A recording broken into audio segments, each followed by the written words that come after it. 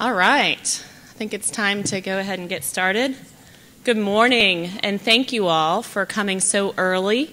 We got the wonderful 7 a.m. after the reception slot, so I want to thank you all for coming.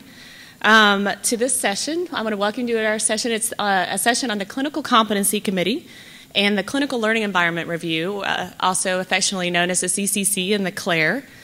To those of us that are becoming increasingly familiar with it as we moved forward in the next accreditation system. We have a wonderful collection of speakers today, thanks to Dr. Mullins.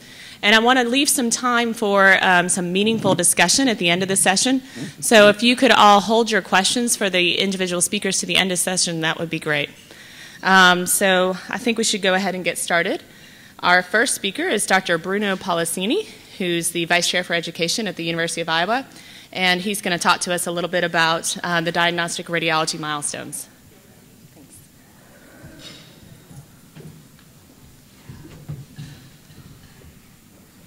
Okay, good morning. First of all, I'd like to thank Mark for the invitation to be here, especially after reception at 7 a.m. This is a great time. I'm sure this topic of milestones is in everyone's radar as we are wrapping up for doing CCC and try to evaluate all of our residents. So I have nothing to disclose except that I'm program director as well as a vice chair of education. So the objectives for this talk, the next 10 to 12 minutes, try to briefly review the milestones for diagnostic radiology, as well as discuss some tools that we've developed to evaluate each one of the milestones, some subjective and objective tools, and some ideas of collaboration within the department to measure the milestones. So, as all of you know, the next accreditation system started in July 2013. It's supposed to monitor the progress of residents in the 6 core competence, emphasize outcome-based education system, and we outlined the necessary skills and knowledge that the residents must learn throughout their residency to be able to graduate and perform as a practicing radiologist. So the milestone committee draw the milestones for radiology, and whenever I go to my GMAC meeting, I feel very fortunate to be a radiologist because the amount of milestones that exist in some of the other specialties is just mind-blowing when you look at pediatrics and internal medicine. So for those of you that are in that committee, thank you. I mean, we have a few milestones in each one of the core competence. So in patient care, we look at the resident as a consultant, his competence in procedures, medical knowledge. We're looking on their protocol selection, optimization of imaging, their interpretation of examinations. On the SBP, we look at quality improvement and healthcare economics. On the PBL, we're looking at patient safety, self-direct learning, and their scholar activity, which every resident is expected to complete a scholar activity throughout their training. Professionalism and the interpersonal and communication skills. We look how they effectively communicate with patients, families, caregivers, as well as the other members of the healthcare team. So as we go through the evaluation on every year, we're looking for an increased level of knowledge and skills and attitudes in each one of those competence. The residents are expected to progress along their training to achieve the milestones. There's not a specific level right now where they need to be to graduate. We are expecting them to be at a level 4. When you look at some of the level 5s, they are very high level skills. So there are several assessment tools that you can use to measure the milestones. Some of them are objective assessment tools like the end of the year examination, their core exam, their case and procedure logs.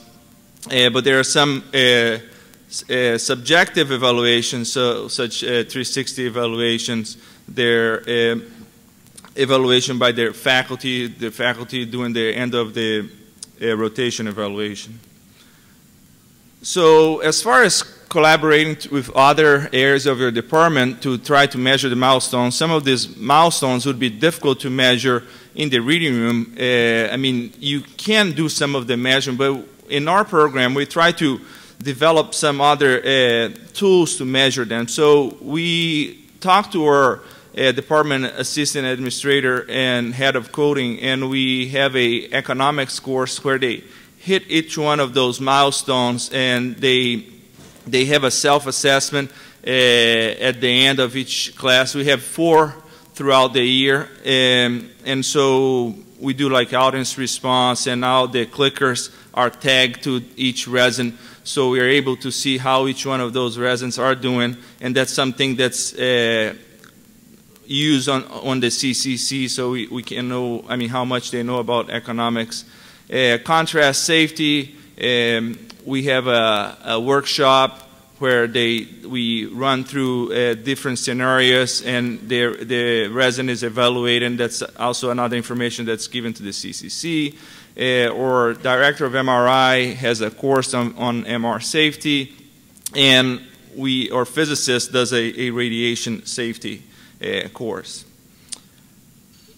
At the end of each rotation, I mean, so when we first got the NAS, we revamped all of our evaluations, and we did specific questions to address each one of the milestones.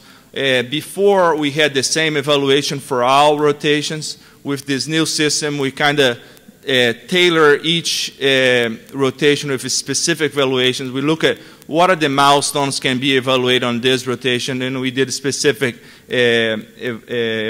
questions for that rotation. I'm sure that's a problem that it just exists in my program, where a faculty, when it's evaluating a resin, he just gives a number 5 to everyone. And that's a challenge of the milestones, because then they're just putting everybody on level 5. And it's a work in progress as far as faculty development and trying to teach them. That's not the way we evaluate resins anymore. I mean, it shouldn't be the way in the past as well, but now it's even worse. So one problem we're having is like a resin, I mean, the average rating, it was all, was not perfect, because you had all these people that may give a 5, and then the one that are more conscientious, they are actually reading each one of the milestones. So one thing we started is to have group evaluations on section meetings where it's more of a consensus, and actually is a great opportunity to discuss problems that may occur during the rotation that one faculty noticed, but he said, oh, it just happened one time, maybe I'm not going to put this in the evaluation. But then when they discuss as a group, some of those things come up, and I think it's meaningful feedback for the resin.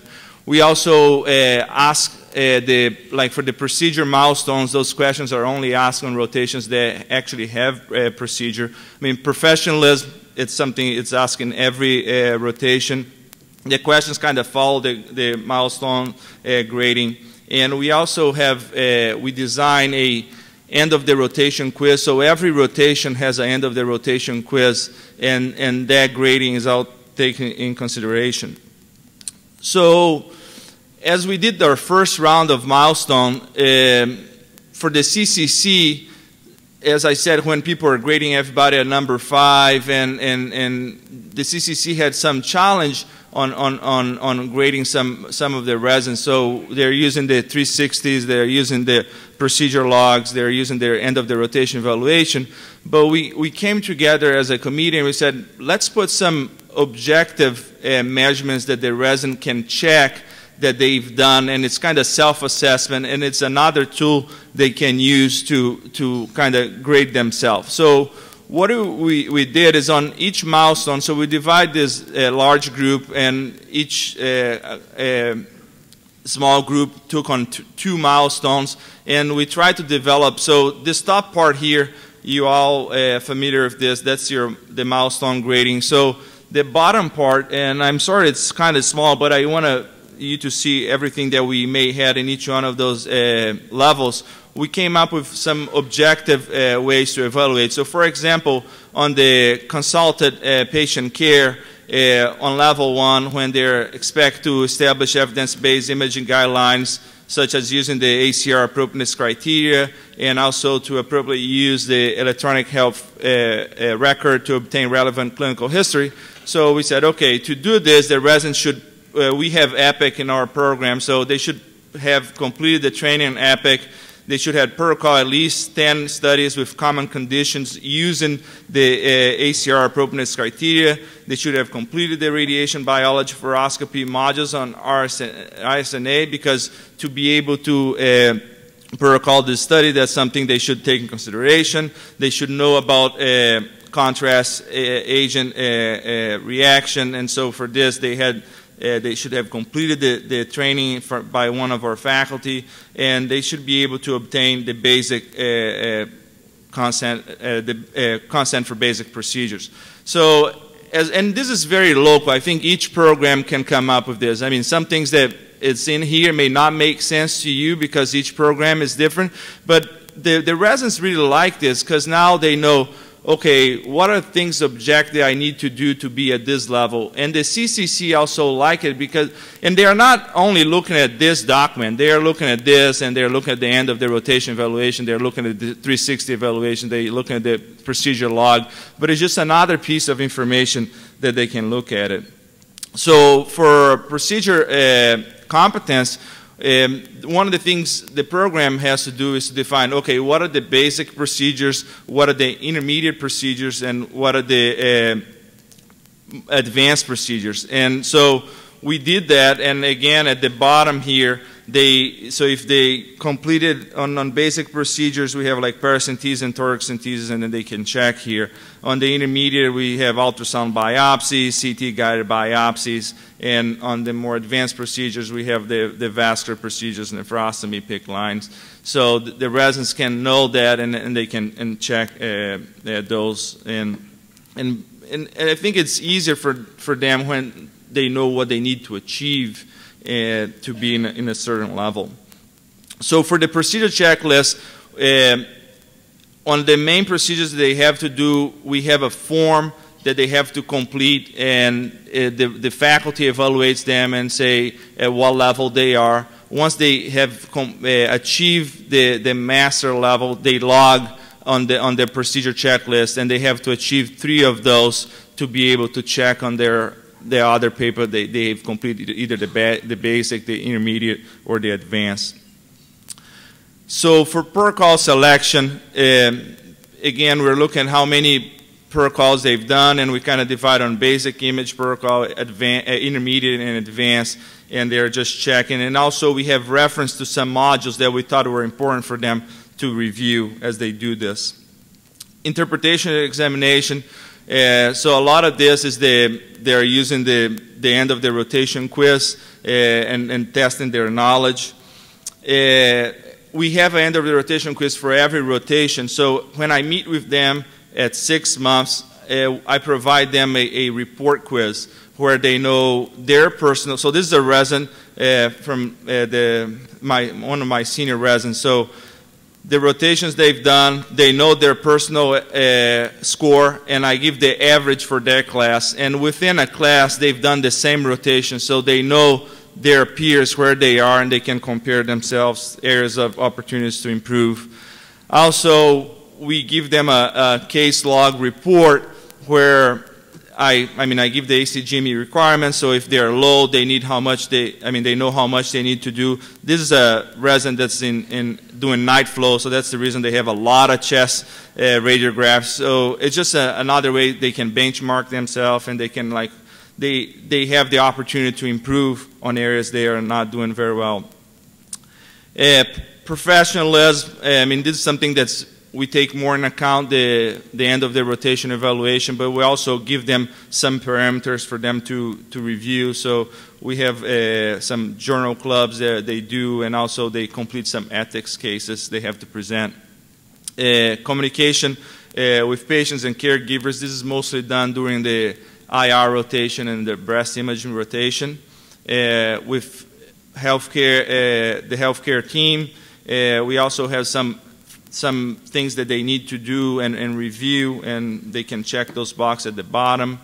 the QI projects. So it's just, and we kind of line up with them with faculty because all the faculty are required to do PQI, and we had at the bottom things that they need to do. Healthcare economics, we use the healthcare course, but there are some other things that we want them to use. There are some nice articles that we have them read. Patient safety, they have to do, if they have done BLS, if they have read about LARA, and they've read our contrast policy, then they're level 1, and we just move along the levels. The self-direct learning, and the scholar activity, I mean, we just go by the levels. If the first one, we want them to complete the basic EndNote and PubMed training. They have to understand they study design. On a level 2, they identify their mentor. They complete the city training. And level 3, they begin the research projects. Kind of align with the things on the top. So, I mean, this is kind of short, but I want to give you an overview of all the milestones, and my thing is blinking, so I'm going to stop here. Thank you.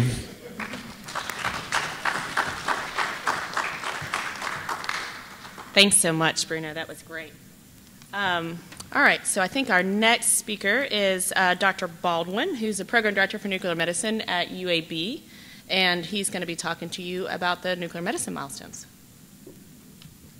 Ooh, didn't make it big. All right. Well, I want you all to give yourselves a pat on the back because you are hardcore educators to be here at 7 a.m. in Nollins. So anyway, the objectives are the same as what's printed in the book there. I don't have any financial disclosures, although I wish I did after yesterday. And I have to admit, I am the chair of the radiology, the nuclear medicine resident review committee, although I am talking on my own behalf, not on theirs. So if you contact Felicia Davis and said, well, Baldwin said, she's just going to roll her eyes and it's going to fall on deaf ears. I do have one other disclosure. When Mark actually first contacted me about doing this talk, he said, could you talk on nuclear medicine millstones? Or at least that's what I thought he said. And that's kind of odd. I mean, come up and give a talk about what's wrong with my specialty. But hey, I'm game. You know, we're not perfect. So, you know, as you know, millstone is, you know, something that we used to grind grain with. And now over time, that definition evolved into some kind of problem that doesn't go away and we can't achieve. So, all right, you know, a lack of anatomical, the fuzzy dots, the residents don't like it. You know, there's a lot of biodistributions to remember. We're unclear medicine. Job market's not great. But then he contacted me and said, no, really, I want you to do milestones. And I was, oh, well, that makes a lot more sense. So milestones, as you remembered, you know, back in the day in Rome, they had these, you know, stones that told you how far you had gone in the realm, you know, in relation to Rome. And again, over time, that definition evolved into an important event in child's development or in the history of the nation.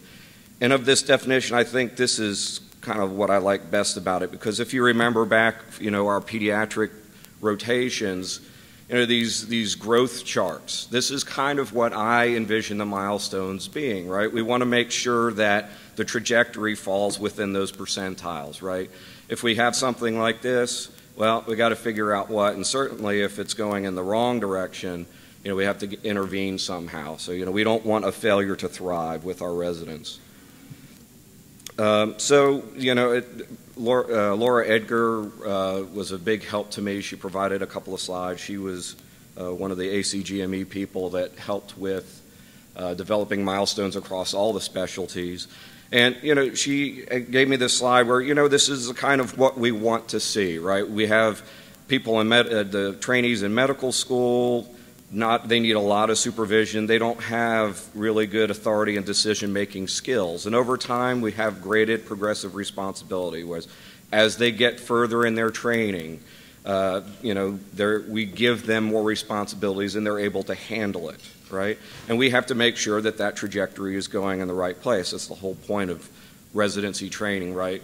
And the milestones gives us another opportunity to make sure that they're not falling off the grid, right? So this is the nuclear medicine milestone group that came up with milestones. So Janice I work with, so anytime she complains about having to do it, it's her own fault. But you know, some stellar people came together and came up with these. And this is the template that every milestone group used. So, you know, level 1, what are the expectations for somebody that's just entering a residency?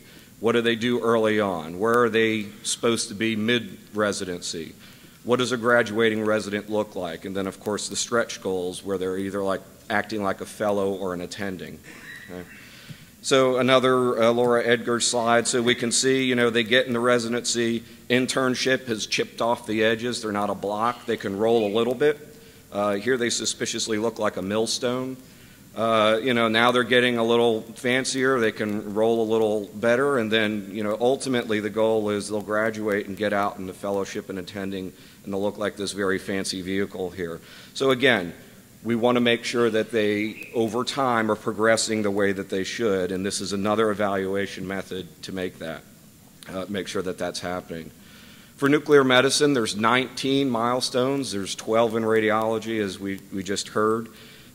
Breaking it down by the different sections, we have 5 in patient care and 7 in medical knowledge. It's quite a few. And then 2, 2, 1, 2. I'm not going to go through them all because I only have 15 minutes, and that's less than 1 minute per milestone.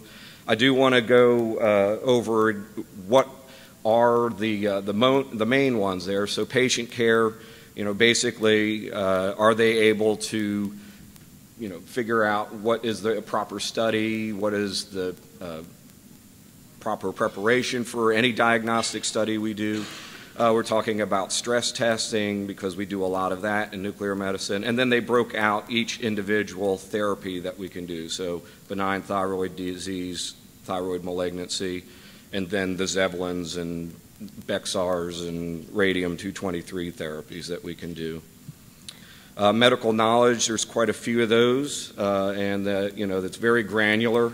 I broke it down rather than having a more step-back view that they have in some of the other specialties. Just to compare nuclear radiology to nuclear medicine, they have 15. And in essence, what they did was, for like the patient care one, they have basically consolidated what we made in 5 into 3. So they have one for therapy rather than talking about each individual type of therapy. They just lump that into one big category. So part of the reason that there's quite a bit fewer. And then, as we just heard, 12 in radiology compared to our 19. So I was, you know, trying to figure out, why do we have so many compared to other places? I mean, for God's sakes, internal medicine has 22 milestones, although it is a 29-page document. And I actually think that, you know, maybe it is a little bit of internal medicine influence in the nuclear medicine field. If you remember, ABNM board started as a co-joint board from ABIM, pathology, and ABR. So maybe that's why we have so many. I'm not exactly sure, but that's what we have. Okay, so when, you know, what do we feed into this clinical competency committee so that they can make these determinations as to what the patient, what the trainee is able to do? So, as Bruno said, we have all of these instruments at our disposal that we can feed all this information into the clinical competency committee, and they can try and make some kind of evaluation as to where that person falls on their growth chart. So, you know, at UAB, it's a small residence. We have 3 residents. All of the CCC members are core faculty, of course. Now, we do get input from our physicists, especially when, you know, one of the milestones is, you know, ability in math and physics, and, you know, we don't necessarily have as good an idea of what they're doing with that, so then we bring the physicists in to give some input when we meet. But the CCC has access to all of the evaluations of the resident. And please do your CCC members a favor, put it in some kind of summary form so they're just not looking through pages and pages and pages and pages of data. I mean, they're busy just like everybody else. So just try and summarize this stuff as much as you can. They, of course, have access to any rotation quizzes. We don't have a quiz on every rotation. We have them on some. So if there is one, they'll have access to that. Of course, they'll have access to in-service results, etc. What I do with my residents, I do at their semi-annual review, I have them fill out the milestones of themselves. I'm afraid to have them do it for me.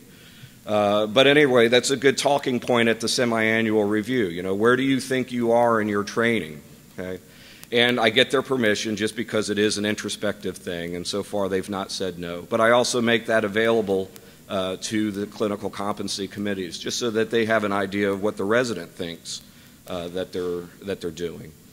And then we fill out our CCC form, the milestone form, individually, and then we come together as a group and discuss it.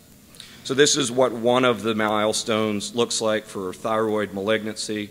As I said, I don't have time to go through them all, so I just decided to pick one and show you how we were able to evaluate a resident in this particular milestone. So the nuclear medicine milestones, there's one version, but there's two PDF files that you can find on the ACGME website, and one of them has examples. So, you know, it's a little easier for the CCC people to wrap their brain about, you know, what does it mean, confirms patient? Well, this is what it would be in this particular clinical situation. So it's a little helpful for people to try and figure out what you're going for. All right, so you know, we have our resident. Again, it's a small residency. Every one of the faculty members has a lot of interactions with our residents. So, you know, they watch as the resident works up these patients. They are consulting the medical record. We have them explain to us why they're doing a particular dose, et cetera, et cetera. Now, we also have them role play with us as faculty. They consent us.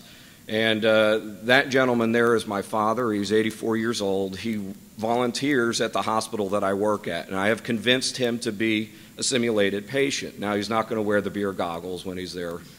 But you know, when we're faculty, it's hard for us to pretend that we don't know what we know. As opposed to a volunteer or something like that, they don't know what they don't know, so they'll ask better questions of our residents. So this is my little public service announcement for, you know, how do you do simulated patients? You don't have to hire somebody. Go to your volunteer office, get family members, and it's great. And then you watch them as they consent that patient or consult that patient. And I just can't wait for my dad when they say, well, do you have any other questions, for him to wiggle his eyes and say, yeah, when can I start making whoopee again? So that'll be great. And then, of course, we watch as they consent or consult those patients for the real patients, you know. And then we also have a follow-up conference, so the next time they rotate through on the service, or maybe a year later, we'll look and see, well, what happened with that patient, right? And they'll explain to us that it was a success, it wasn't. So all of these things are going on, and so we have this knowledge because we did it with them. And then we have technologist appraisal of the resident, how well did they deliver the dose, and when the, you know, survey and all that stuff. And then we get feedback from the patients themselves as well. They get they are sent a form that they mail back to us about how well the resident did. So the experience that I've had personally, it's been 3 times now, 2 with diagnostic radiology. I'm an assistant PD for the radiology residency, and 1 for nuclear medicine. And the nuclear medicine was much simpler because, again, it's a small residency. We have a lot of contact with our residents, so it's a little easier for us to fill out these forms. But they were both fulfilling. You know, for the diagnostic radiology interactions I had, you know, we did find some trainees that were they weren't on a downward trajectory yet, but they just kind of cruising along. So, you know, we kind of intervene, you just have a nice little chat with them, and, you know, it was great. And it also was kind of a validation, right? You know, these kids today, you know, it was just nice to get in a room and talk about what the training situation is, and how things have changed, and you feel better about what you do as an educator.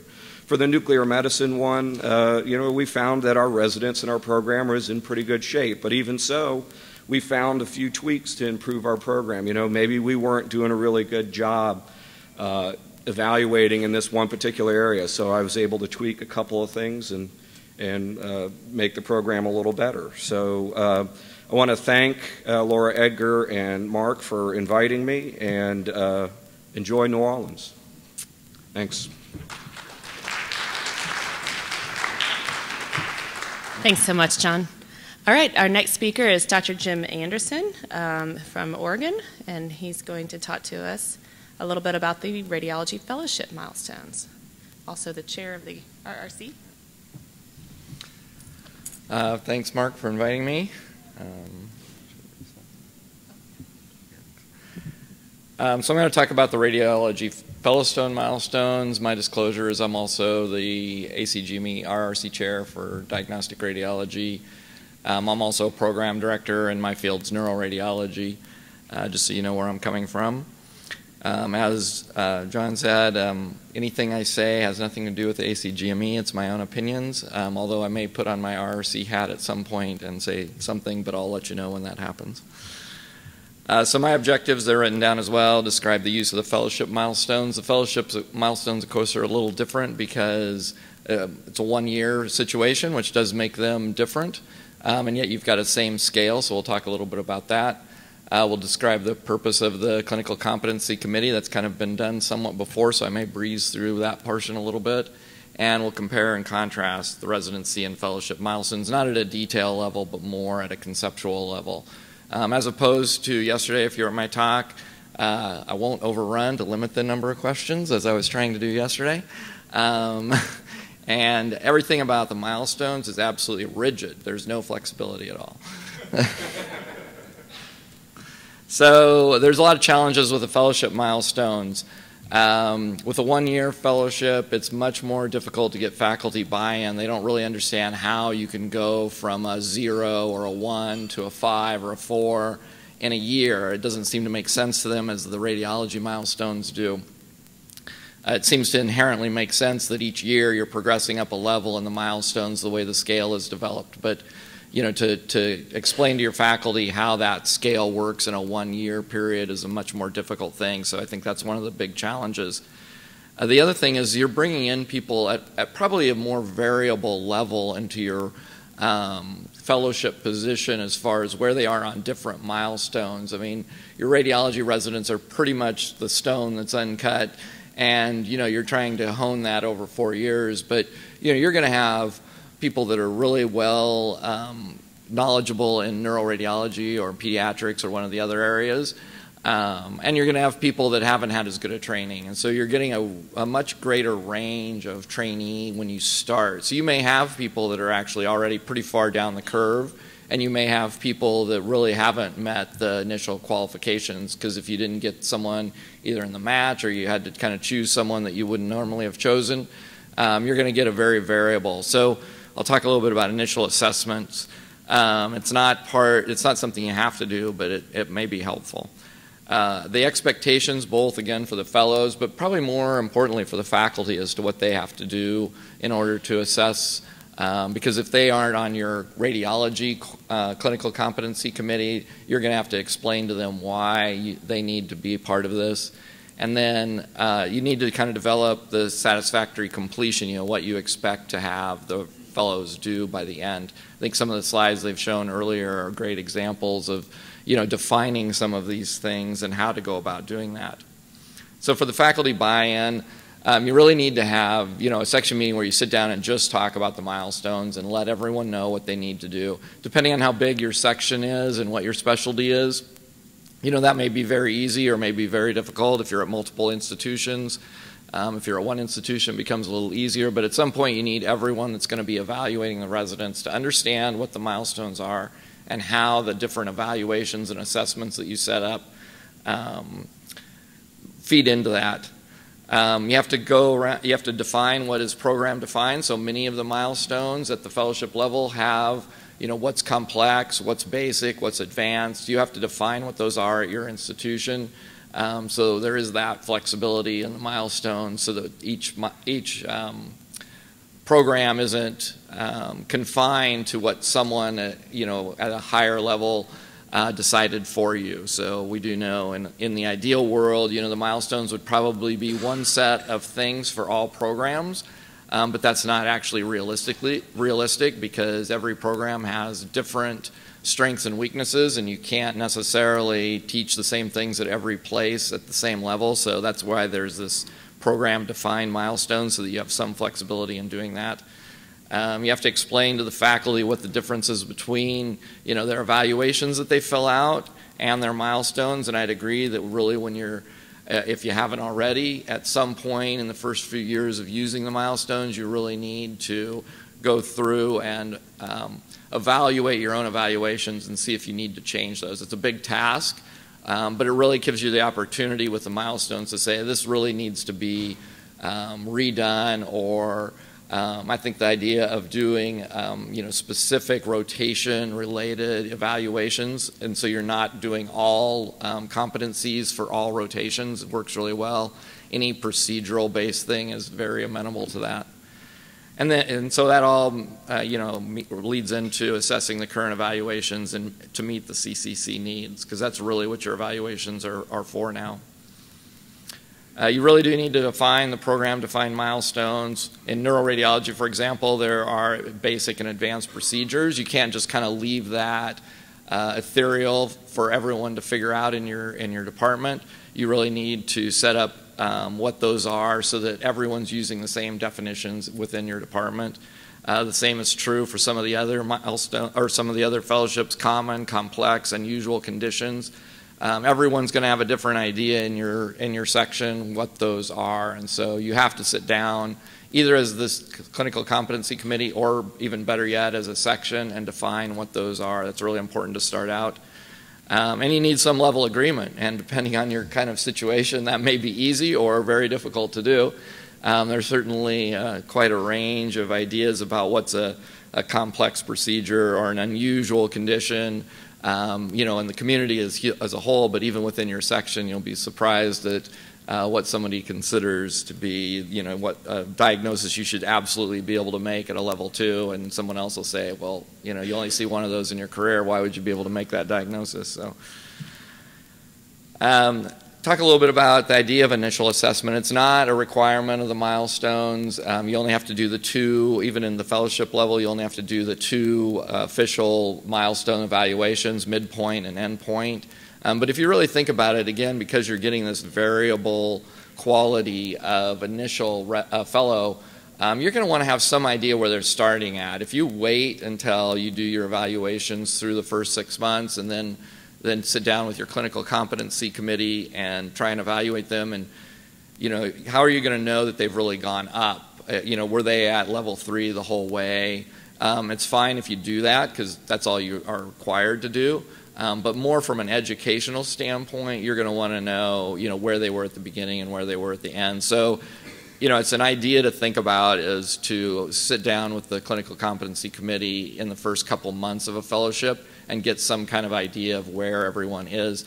Sometimes you actually want to do that. If you get somebody that's really performing poorly when they first start or is way below what you expected that they would be when they got there, it's a good idea to document that level of training to show that they never really improved and that they weren't some high performer when you started and they went downhill. And if you're thinking at all about remediation or removal or any of those kind of things, documenting that early assessment is kind of a key to doing that.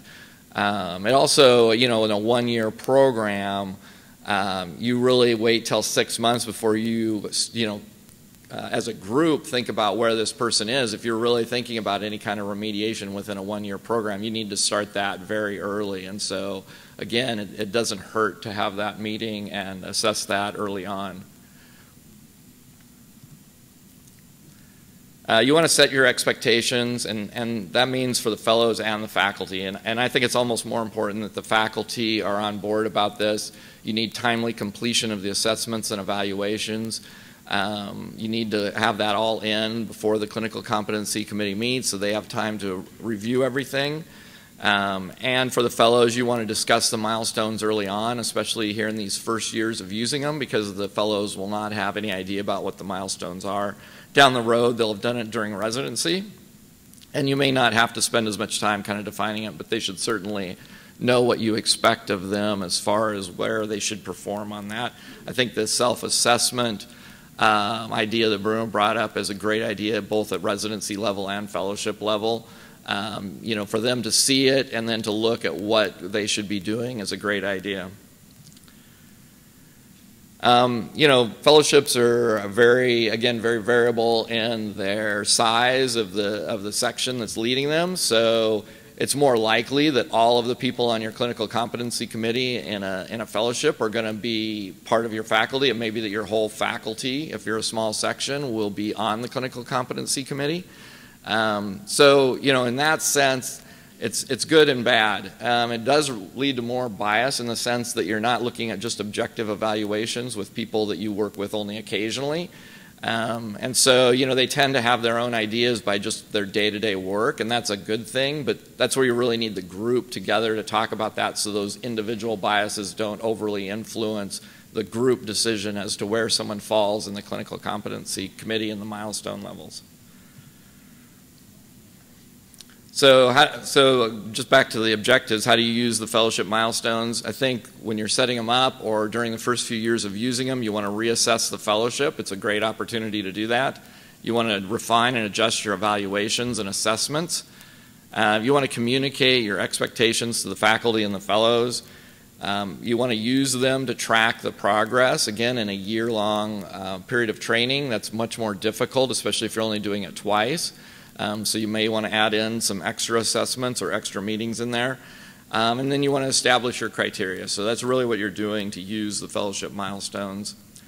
The purpose of the CCC, particularly at the fellowship level, the whole idea behind the milestones is that it's a group assessment. I always think of it as a puzzle. You've got all your pieces, and you need to look at each one of those assessments and evaluations, put them all together, and then form your group assessment.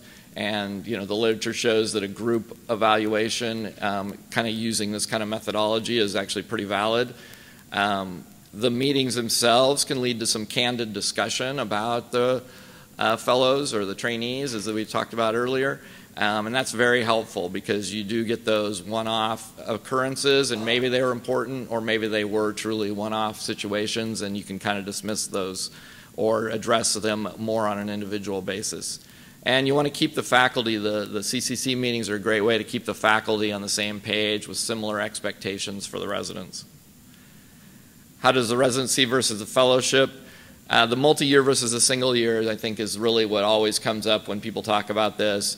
You've got a long time to assess, you've got a long time to remediate, and you want to have the consequences for not meeting the milestones. At the residency year, again, you've got this time to decide what you're going to do with a poorly performing resident, whether you can turn them around, whether you want to counsel them as to whether radiology is the right field, those kind of things. At a fellowship level, you've got a very much more limited time to do that. If you don't meet the milestones, what does that mean for the fellowship? For the fellow, you want to explain what that means.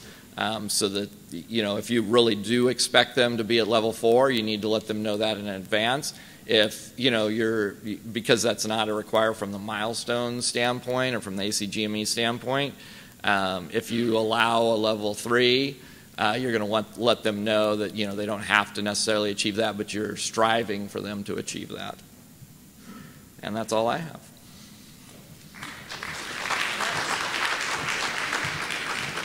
Thanks so much, Jim. All right, now it's my pleasure to introduce Dr. Bill Offerman, one of my colleagues from Emory, the co-chair of our CCC, and he's going to talk a little bit about forming and administering a clinical competency committee.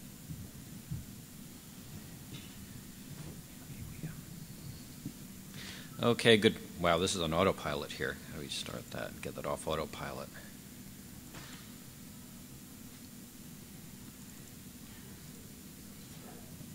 Start. Sorry. Okay, so I'll be talking to you today about forming and administering a clinical competency committee. I have no disclosures. So the ACGME mandated that both residency and ACGME accredited fellowship programs form clinical competency committees to facilitate resident education and feedback. And do note that, as most people, there are more residents. I'll be focusing my talk mostly on the resident aspect of the clinical competency committee, recognizing that what I say will also translate to ACGME accredited fellowships. Okay. And the goal of this talk is to provide an overview of the mechanisms for forming and administering a CCC. Okay, so the role of a CCC is a group which advises the program director regarding the progress of its residents. And the benchmarks are the radiology diagnostic milestones, which have been discussed earlier today, so I will not spend more time reviewing those. So why is a CCC needed? I mean, we're all doing a great job before the CCCs were mandated. So there are several reasons. One is to improve the amount and quality of resident feedback. Another is to have national standardized benchmarks with which to evaluate residents, a bit more quantitative than qualitatively comparing residents with their peer group. And also to demonstrate that residents meet national standards for their education before they're allowed to practice independently. So the ACGME's Common Program Requirements, the CPR, has outlined the requirements for a CCC committee, and all the various subspecialties have their own program additional requirements that are outlined in their, for example, for radiology, it is the ACGME program requirements for graduate medical education and diagnostic radiology. And the CPR states that there must be a minimum of 3 program faculty members in the CCC, may include additional faculty members, and must have a written description of their responsibilities. The CCC should evaluate all residents and or fellows in their program semi-annually. They should report the milestone evaluations for their residents and fellows semi-annually, and should advise the program director regarding resident and fellow progress. So the CCC team basically comprises of the chair, program members. Sorry, this is on auto timing here. I don't know how to take that off, so I may have to backspace occasionally. The administrative support, and also subcommittees as needed. So the chair should be a milestone expert, skilled at group and meeting management, and have a commitment to open communication and a positive working environment, as the ACGME encourages that it's very much of a discussion type format where every member gets to weigh in on how they feel a resident is progressing. The members of the CCC should be a minimum of 3 radiology program faculty members, may include faculty physician members, possibly from other specialties if they have extensive resident contact. No residents may serve on the CCC, and per the CPR, non-physicians may not serve as committee members, although they may provide support at meetings if they have extensive resident contact. It's been encouraged that they have diverse and heterogeneous groups as they provide a more comprehensive resident evaluation. The CCC team members should be committed to resident evaluation, able to attend most meetings, and have an understanding of how the milestones relate to the resident evaluation of the CCC meeting, which I'll discuss in a little bit more. Now, so once you've got your CCC team formed, it's important to evaluate the sources of data. So every program had their own data sources prior to the mandate of the CCC committees, and those would take the form of, for example, faculty evaluations, 360 evaluations, examination scores, which will form the basis of what I imagine most people use as their method for evaluating residents for the diagnostic milestones. And so in addition to using these, we can modify the existing tools to better match the diagnostic radiology milestones with the possibility of creating new tools as needed. And it's really important to understand, make sure that the members of the CCC understand how these different sources of data relate to the milestones, and I'll discuss that a little bit more later. Because with all these sources of data, it can be kind of difficult to have manage the data effectively to run effective meetings because you've just got so much data to go through. And for that reason, and others, the ACGME has suggested that subcommittees may be useful, in running a CCC, and at our institution we actually formed a technology subcommittees that could better assess how we can use, let's say, the radiology management software, diagnostic radiology management software we have more effectively, and use other tools for better data management to facilitate CCC meetings and resident evaluation. So for the actual CCC review of residents, I kind of like to think of it breaking it down to 4 pieces. You've got the planning for the review, which I really think is probably one of the most important ways of actually having an effective a CCC review meeting. A pre-review of the data, the actual group review, and the post-review debriefing. So in planning for the review, I really think is kind of one of the most important aspects, because there's a lot of data to go through, and actually understanding how that data relates to how we're going to evaluate residents really makes the actual meeting of members go much more smoothly. And it's very important to have an idea of how the data that you have in your program, and this is program specific, relates to the diagnostic radiology milestones, and to have what the ACGME CCC guidebook refers to as a shared mental model. And so here's an example of a medical knowledge milestone for radiology, and you'll notice that it says there's certain things in a general sense that radiology residents should achieve. So for every program, you can imagine this is the program criteria for your individual program down here. So to achieve level 1 in our program, they have to do A, B, and C. Okay, to achieve level 2 in our program, they have to do A, B, and C. And let's say, for example, for level 2, let's say that you actually have, a pre-call test that you might, a test you might give residents on protocoling on a certain rotation, and saying that, okay, they have not achieved level 2 until they've passed this examination. Now, that's just one example, as you can have very specific metrics for your program that map kind of, the residents' progress and the data you have to the milestones. And actually having this laid out in advance before your CCC review makes it much easier to actually assign milestone levels to the residents and makes it less subjective. So once you kind of have a sense of how your data at your program relates to the milestone levels you'll be assigning residents, it's very helpful to have a pre-review of the data. This can be compiled by your administrative support and distributed to the CCC faculty members in advance of the review. It's helpful for the faculty to review this information prior to the meeting and be ready to discuss their assignments at the time of the review. And what we found helpful and maybe done is to actually have the faculty members provide written or electronic forms of their comments prior to the review, such that it can be evaluated in general, and it can serve as an alternative format of presentation at the time of the review other than just a verbal discussion. Now, there are 2 ways in which one may evaluate residents. One is a milestone-specific review. The other is a resident-specific review. And what I mean by that is, imagine that you've got a number of residents in your program and all the diagnostic radiology milestones. You can imagine that, for example, this faculty member's assignments might be to review all the milestones for 2 residents or all the residents for 2 milestones. Neither is correct nor incorrect, and both are effective ways of resident evaluation, and you can decide which of those works best for your residency program. So at the time of the group review, it is very helpful to have a consistent process for running the meeting. That is to say, establish that, okay, we're going to have, the people who review the resident each discuss their respective findings, and after that, we're going to, have a group discussion, and then have a consensus agreement on the final diagnostic milestone we'll be assigning to this resident.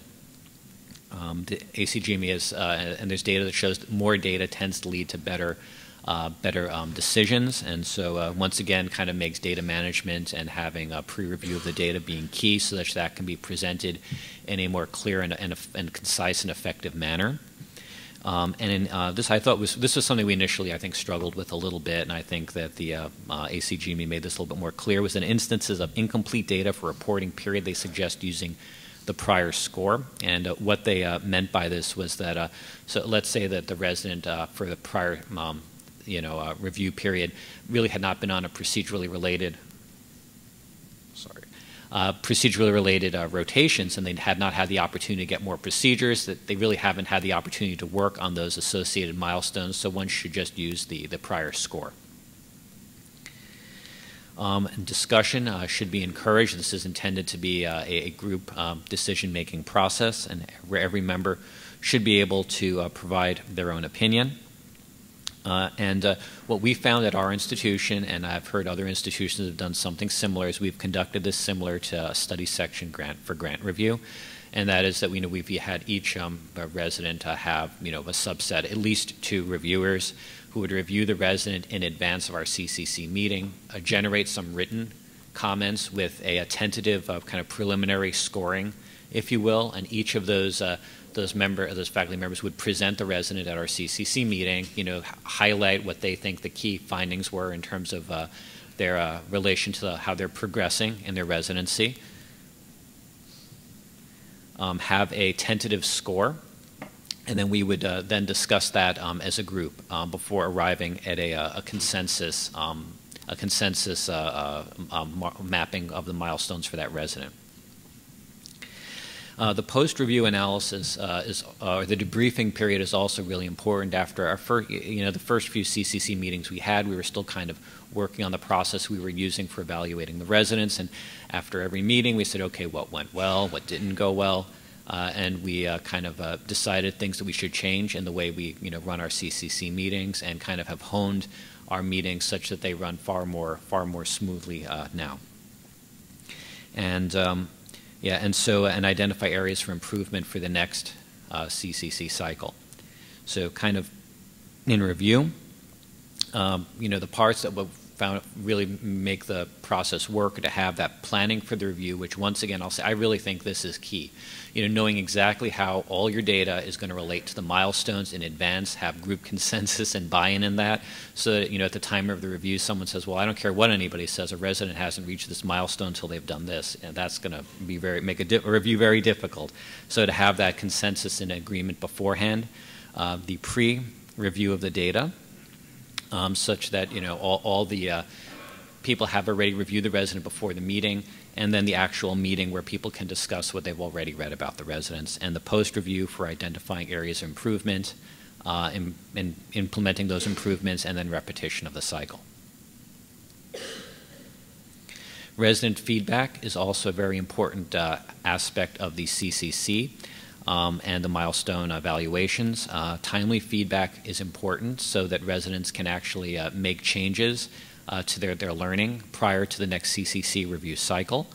And the ACGME has encouraged that oral feedback and actual discussion with the residents may be a useful supplement to a written evaluation. There are several ways of doing this. The ACGME's CCC guidebook has a few very nice options for doing so. And in summary, the Clinical Competency Committee is a new means of resident assessment. There are several strategies that can be used to successfully run the CCC meeting, a few of which have been presented here. And the methods for efficiently running a CCC meeting are a work in progress and will no doubt continue to evolve. And here are a few useful references. I'm sure many of you in this room are already familiar with these. And I'll be delighted to be saving questions for the end, so thank you for your time. Thanks, Bill. All right, our fifth and final speaker is Lori Diet, the Vice Chair of Education at Vanderbilt, recently appointed, and she's going to talk about the CLER site visit. Thank you so much for inviting me. And so my topic is the CLER site visit. Are you ready? But I would just like to ask the audience, so if you can just raise your hands, how many have had their first CLER site visit? So I think I need to change my title to the next CLER site visit. What are we going to do to get ready? I have no disclosures and 2 learning objectives. So what we're going to talk about is the components of the CLER site visit, and if you've been through it, you kind of are familiar with these, but I want to make sure everybody, that we all start at the same point, and then discuss some strategies for preparing for the next CLER site visit. So I have had I've been very fortunate. I was at the University of Florida just until recently, but I many of you in the room, or some of you know Lynn Meyer, who used to be with the ACGME, and she joined the GME office at the University of Florida, and I was working with Lynn as the milestone liaison, the clinical liaison. So I was fortunate to be able to learn a lot from Lynn, and one of the first things she did when she arrived is she gave a number of sessions, and she just asked, this is about a year and a half ago, what is CLER? Dead silence. And so we figured we had a lot of education. We kind of went on a big education campaign.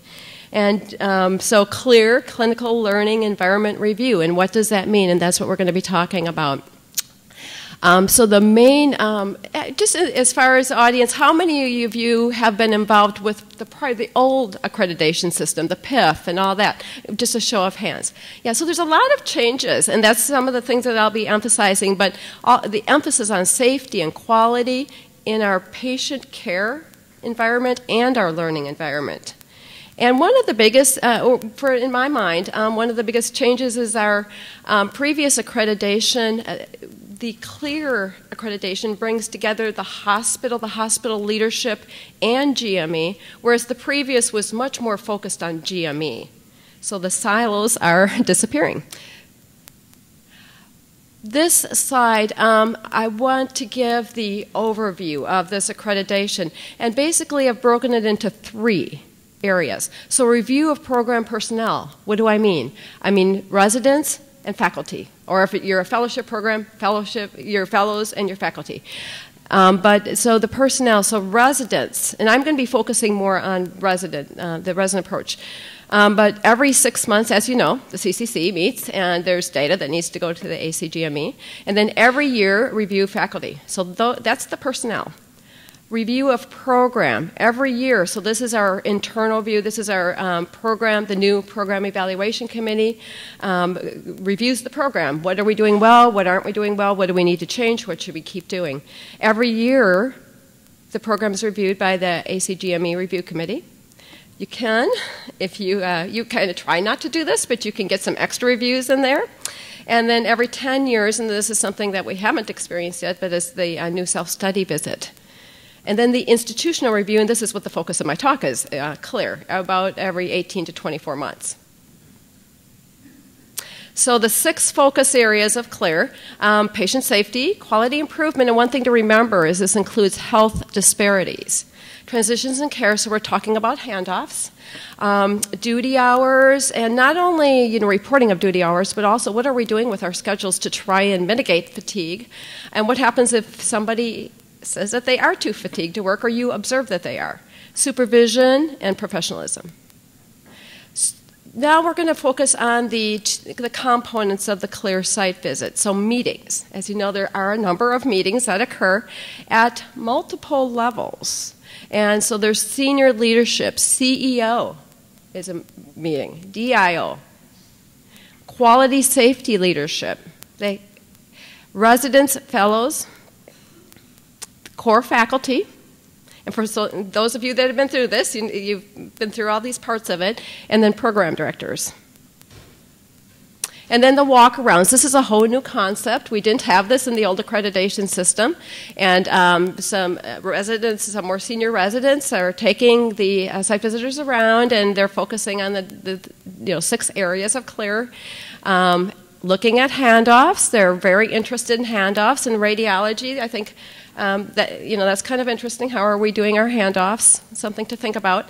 And then they may return in the evening because that's when there may be less supervision, and they kind of like to see how are things going at different times of the day. Who's involved with this visit? Everyone.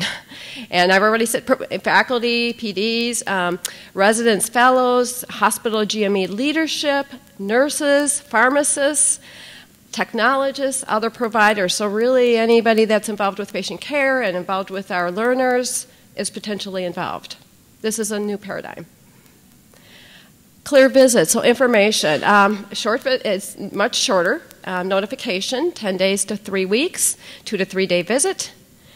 And you do have a verbal exit interview report, and then about 4 to 6 weeks later is when you get the final findings.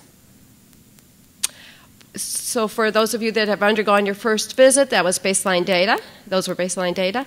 And only your primary site was reviewed. The next visit, I'm going to be looking for improvement from baseline data and other sites. So if you have residents that are both, let's just say you're a university hospital and your residents also go to the VA, the other sites will be involved with this review.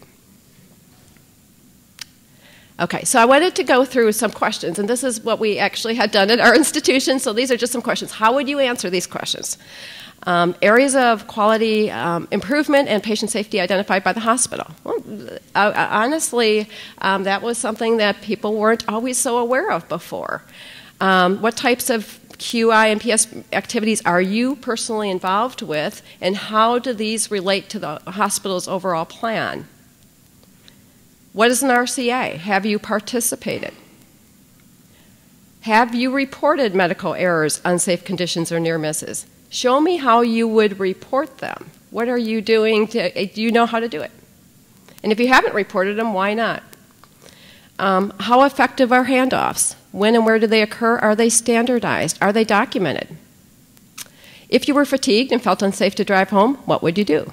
Is there a process? Is there a policy? Is there a place to nap?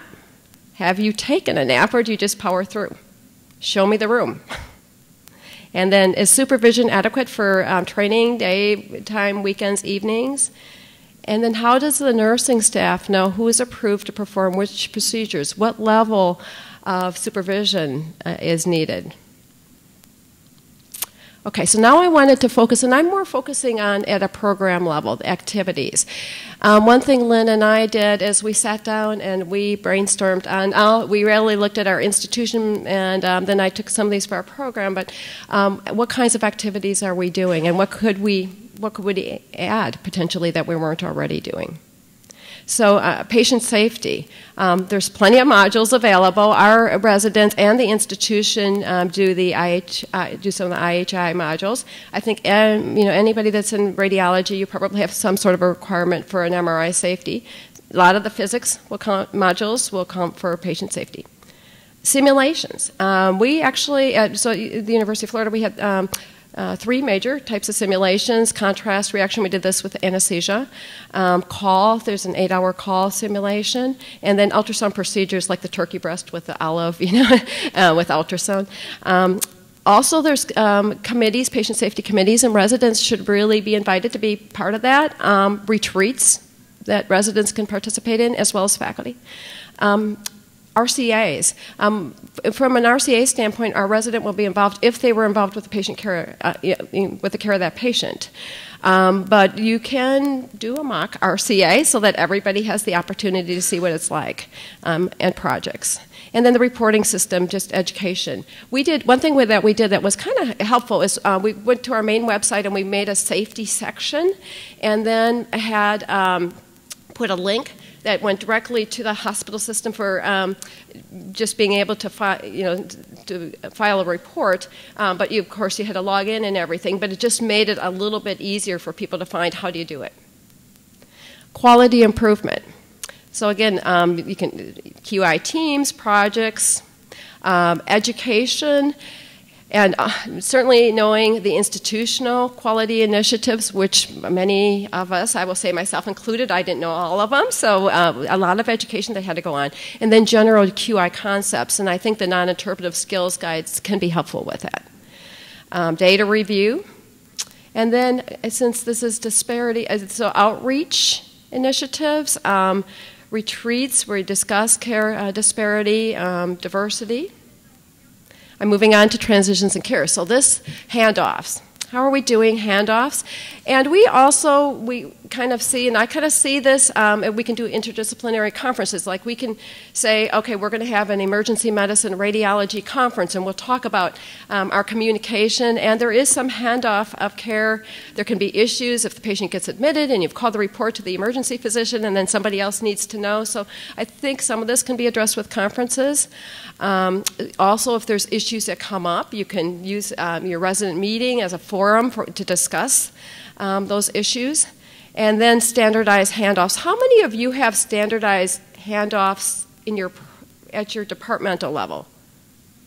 Okay, so I see a few hands. And then I'm going to ask the question, institutional level, how many have a standardized handoff at the institutional level? Okay, okay. All right, actually more, a greater number. So pediatrics kind of took the lead on this with IPASS, and they have a very standardized, I've listed what it stands for. But I know one thing that happened at the University of Florida is they formed a resident group to try and develop, use that maybe as a basis and others, but just to develop an institutional standardized handoff. Duty hours. So we have education programs, and this is what is used at our institution. Our DIO did volunteer to come and give a conference on fatigue, recognition, and management if we're interested. And then the policies. The big thing with the policies is that we have to make sure we can make policies, but we also have to make sure that people are aware of them. And supervision, certainly discussions on appropriate supervision. And again, the main thing is that the education. So make sure that the people that we work with are familiar with our policies. Timely chart review is considered to be a supervision level. Resident evaluations, completing them in a timely manner. It's also a professionalism issue. And then identification of provider roles to patients. So when we walk in the room, do we say, we introduce ourselves, I'm Dr. Lori Diet, I'm the radiologist, and this is my resident that I'm working with. I'm getting a yellow light here, so I will make it a little bit quicker. So professionalism, online modules, discussions, so you can get scenarios and discuss them.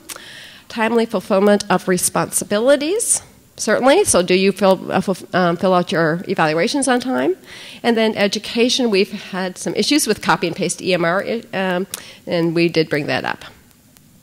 So moving on, so one big thing I wanted to cover is how do we document? So if we're going to do all this work, we have to document it. And this is a form that we came up very simple. I like things to be simple, straightforward.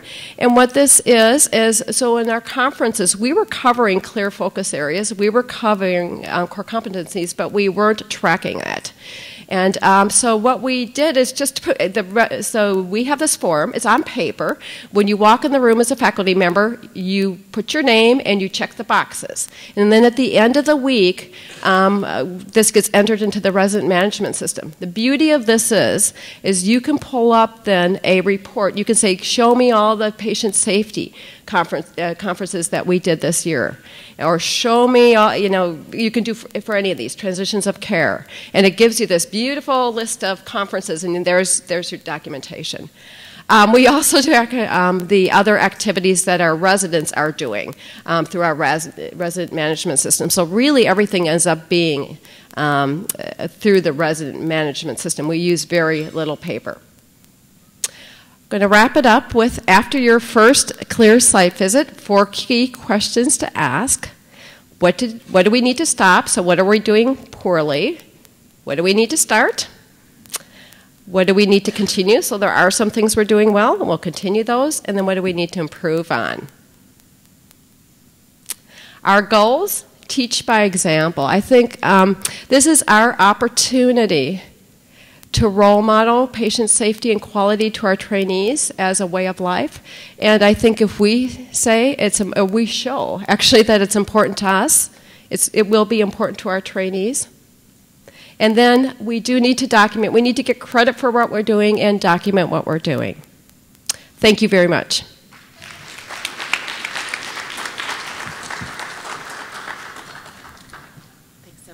Yeah, you can stay up here. All right, thanks so much. I think we have about 2 minutes for some questions. So if anyone wants to ask any questions of any of our speakers, please address the microphone.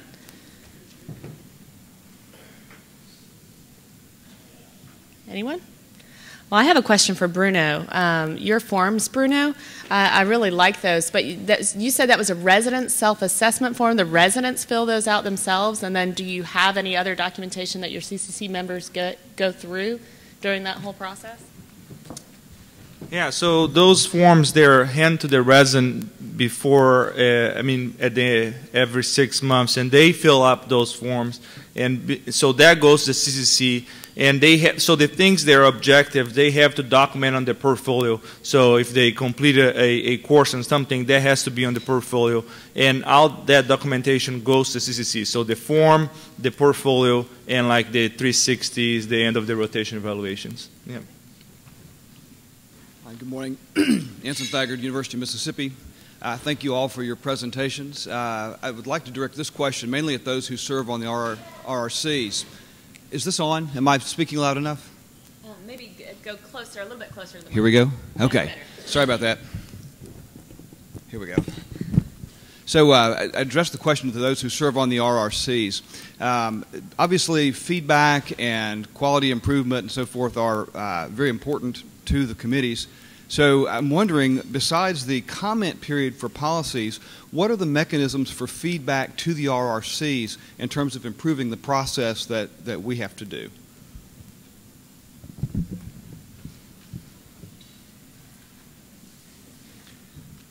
The RRC, I mean, if you communicate with the executive director, or for that matter, I think any of us on the RRC, if you even email the chair or anything like that as far as feedback, I maybe shouldn't have said that, but no, we're very open to hearing what people think are, you know, appropriate in the program requirements and in the milestones, and you can certainly send your comments and suggestions in, and we'll listen to those at any time. There's only certain time periods where we can do formal adjustments to the program requirements because those are harder to change because they're more set. And some of those aspects of the program requirements, as you know, are common program requirements, which as an RRC individually we can't change. So that needs to then elevate up to the ACGME executive level to change common requirements. So that's a slightly different process, but the same method of getting feedback to us would probably be the same, kind of a go through the RRC and then up the chain. So does that answer? Like for instance, I had one specific question or comment for those of us who are digital immigrants. The whole milestones that's tracked on a resident, what we have is basically just a number at the end, and once you advance your resident, just that new number comes up. There's no way to plot out, unless we have kept the data from before, the progress. Like I think John was showing us, you know, just like the milestones for children, it would be nice to have that built into the website where we can actually see the progress or non-progress of our residents. Yeah, so that would be very helpful. Our RT department at ACGME may shoot me right now, but so that's in planning. I mean, once we have enough data for the milestones, since they've just begun, we don't really have enough to start tracking. I mean, we could track 2 points or 3 points in time, but there really isn't enough there. But the plan is that is exactly the kind of feedback that eventually will be available, and that, you know, say in maybe 3 or 4 years, once we have enough data on the milestones that have been inputted, you will get the ability to kind of track how an individual resident is, so that as a program you can see that. Thank you. Yep. Ditto.